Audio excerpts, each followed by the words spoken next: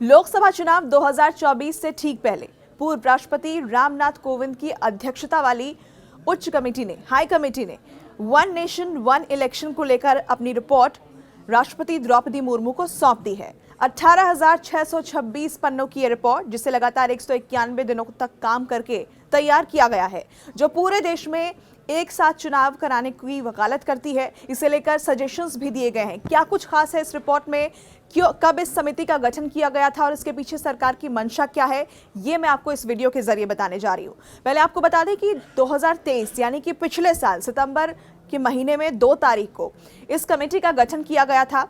और गठन इसलिए किया गया था ताकि जो देश में चुनाव होते हैं, लोकसभा के चुनाव हो, विधानसभा के चुनाव हो, म्युनिसिपल कॉर्पोरेशन का चुनाव हो या पंचायती राज का चुनाव हो, जो कि हमारे देश में अलग अलग हिस्सों में कहीं ना कहीं कोई ना कोई चुनाव हो ही रहा होता है, क्योंकि हमारा देश काफ़ी बड़ा है। इसे लेकर पैसों की बर्बादी भी बहुत ज़्यादा होती है, खर्च बहुत ज़्यादा होता है, संसाधन काफ़ी लगते हैं। तो इसे कैसे कम किया जा सके, इसके लिए ही इस कमेटी का गठन किया गया था। और कुल 191 दिन तक लगातार काम करने के बाद, स्टेक होल्डर्स और एक्सपर्ट से बातचीत करने के बाद ये पूरी रिपोर्ट तैयार की गई है। 18,626 पन्ने इसके अंदर है।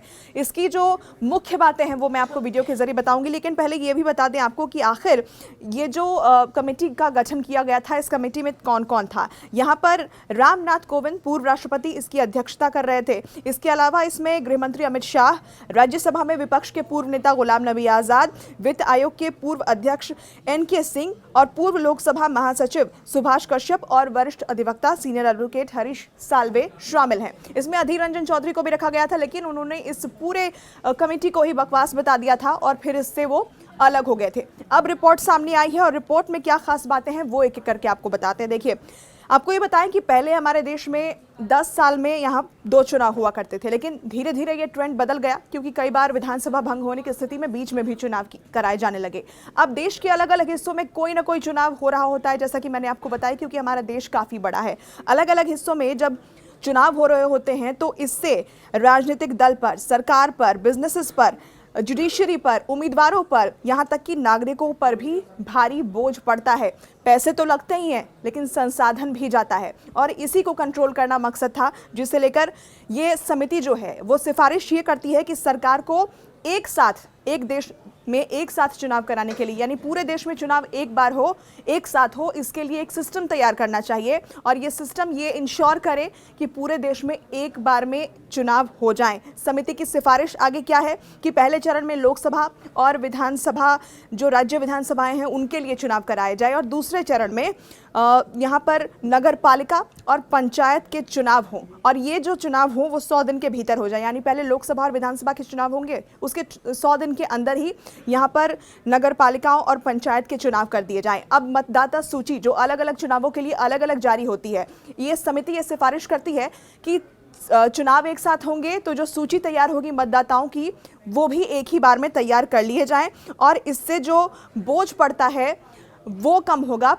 पैसे हजारों करोड़ खर्च होते हैं चुनाव कराने में, वो भी यहाँ पर उसमें कटौती देखने को मिल सकती है अगर एक साथ चुनाव होते हैं। एक और अहम बात आपको बताएं कि अगर त्रिशंकु सदन, अविश्वास प्रस्ताव या ऐसी और कोई घटना होती है तो नए सदन के गठन के लिए नए सिरे से चुनाव आसानी से कराए जा सकते हैं। इस बात का भी जिक्र इस समिति की रिपोर्ट में किया गया है। अब और भी आपको बातें बताएं कि आखिर इसकी सिफारिश इतनी क्यों की जा रही है, क्यों सरकार चाहती है कि चुनाव पूरे देश में एक साथ हो। देखिए, सबसे पहले जो मुख्य बात है वो है पैसों की बर्बादी को बचाना। जैसा कि मैंने आपको बताया कि हजारों करोड़ रुपए चुनाव कराने में खर्च होते हैं, तो इससे संसाधन बचेंगे, पैसे के खर्च में कटौती होगी, और विकास की जो रफ्तार है देश की वो कम नहीं होगी। उन पैसों को कहीं और इस्तेमाल किया जा सकेगा।